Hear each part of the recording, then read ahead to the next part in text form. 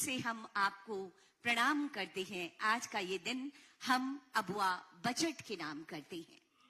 राज्य का बजट कैसे हो, इस पर आज विशेष चर्चा है और काफी दिनों से ऑनलाइन सुझाव भी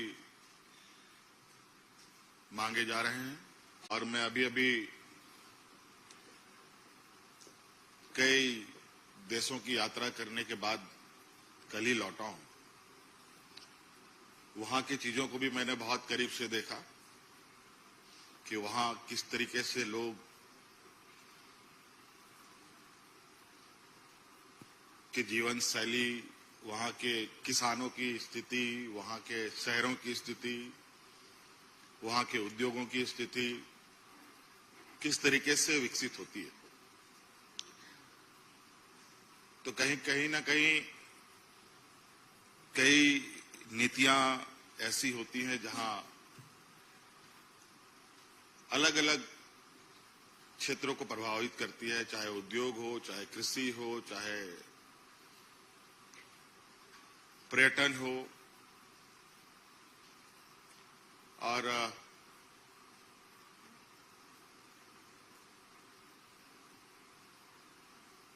कई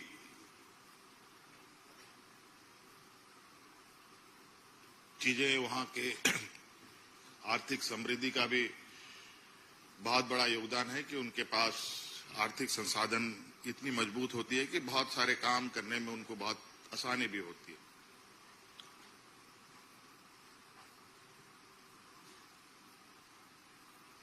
हम लोगों ने भी विगत दिनों कुछ टारगेट के साथ काम करना प्रारंभ किया है। जैसे टूरिज्म पर थोड़ा फोकस है, एग्रीकल्चर पर हमारा फोकस है, स्पोर्ट्स पर फोकस है, एजुकेशन पर फोकस है, आधारभूत संरचनाओं पर भी फोकस है। और चूंकि हर काम को करने में जो भी बाधाएं आती है वो सबसे पहले आती है पैसों का। पैसे कहां से आएंगे? शहरीकरण बढ़ रहा है हमारे राज्यों में, पूरे देश में। शहरों को अपने पैरों पर भी खड़ा कैसे करना है, इस पर भी विशेष हमें ध्यान देने की आवश्यकता है। यहाँ की भावनाएं, यहाँ की जो संस्कृति है, यहाँ के जो लोगों का रहन सहन, लोगों का तरीके हैं, उनके अनुरूप उनको हम कैसे सहायता हम लोग कर पाए। जैसे कि अभी एग्रीकल्चर पर हम लोग निरंतर नए प्रयोग कर रहे हैं और अच्छे बेहतर उसका परिणाम भी है। क्योंकि जो एक प्राकृतिक संसाधन है वो हमारे पास लगभग प्रचुर मात्रा में है। हमारे पास बड़े बड़े वाटर रिजर्वायर हैं, लेकिन उन वाटर रिजर्वायर का हम अच्छे बेहतर प्रयोग नहीं कर पाते हैं।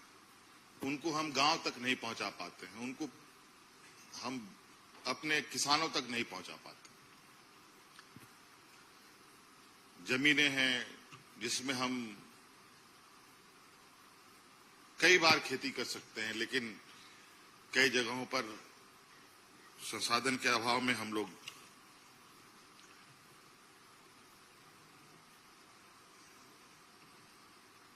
उसमें भी कहीं थोड़ा पीछे हो जाते हैं। अब चूंकि नया जनरेशन भी आ रहा है, नए जनरेशन की एक डिमांड अलग है।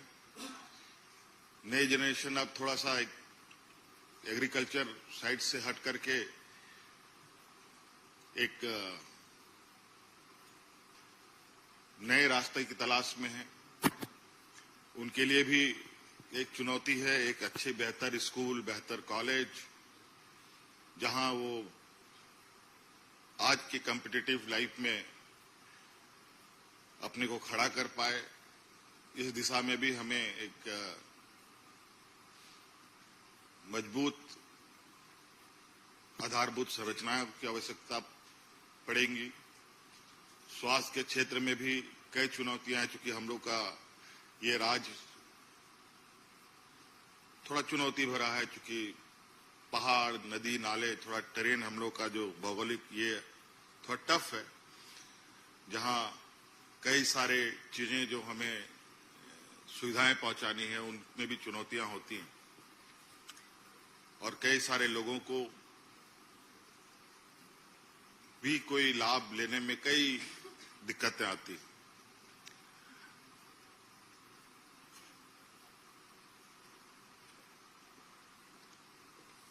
मुझे लगता है कि आज ये समय है, एक बेहतर समय है जहां राज्य के लिए एक मजबूत और बहुआयामी एक बजट की आवश्यकता राज्य को है, जहां हर क्षेत्र में जहां हमें लगता है और हमें दिखता भी है कि राज्य में क्षमताओं की कमी नहीं है। हमारे यहाँ अच्छे किसान भी हैं, राज्य में अच्छे छोटे मझोले उद्यमी भी हैं, राज्य में अच्छे हमारे खेल के क्षेत्र में भी अच्छे नौजवानों का मौजूदगी है। पर्यटन के क्षेत्र में भी हम बहुत बेहतर स्थिति में अपने को खड़ा कर सकते हैं।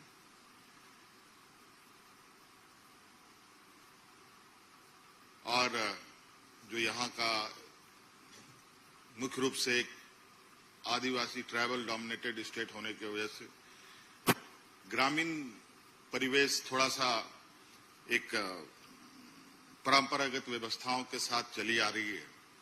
उन परंपरागत व्यवस्थाओं को भी हम को मुझे लगता है कि कैरी करना चाहिए। उनके लिए भी, क्योंकि मैं कई चीजें देखता हूं बहुत हमारे राज्य में जो हमारे पास क्षमताएं हैं, जैसे एग्रीकल्चर प्रोडक्ट में अगर हम कहें कि लाह का उत्पादन, देश का हम लोग पहला राज्य है जो सबसे अधिक लाह उत्पादन करते हैं, लेकिन उसका वैल्यू एडिशन नहीं कर पाते।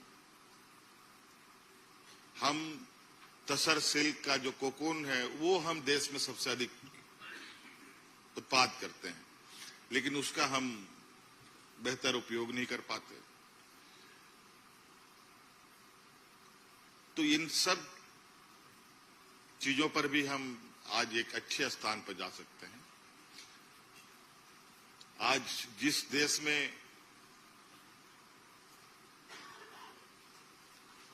कोकून होता ही नहीं हो, तसर बनता ही नहीं हो, लेकिन वहां सिल्क के नाम पर आज दुनिया में सबसे नंबर 1 देशों में वो गिनती में आते हैं। तो कहीं ना कहीं हम लोग का कुछ जो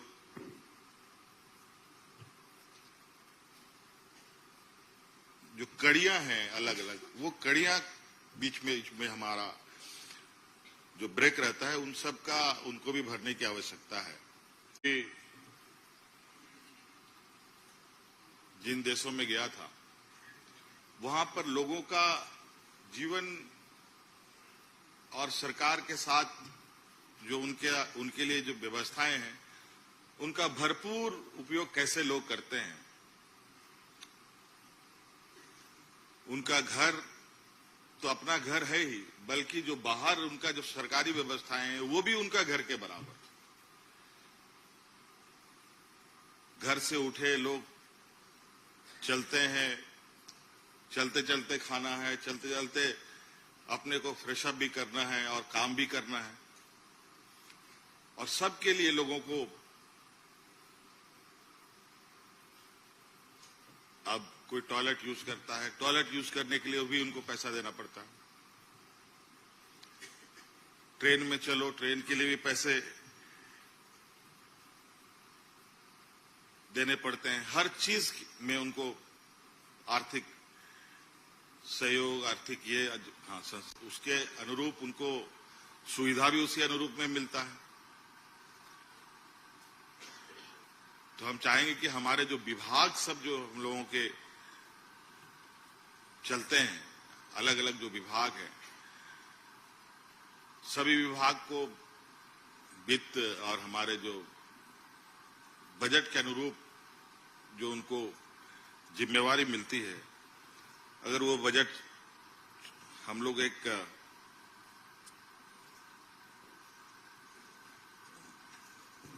बेहतर और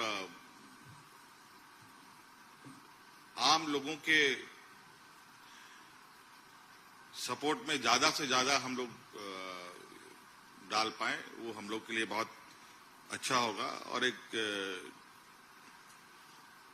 जो हमारा बजट है, निश्चित रूप से सभी लोगों की आशाएं और उम्मीदें बड़ी होती हैं।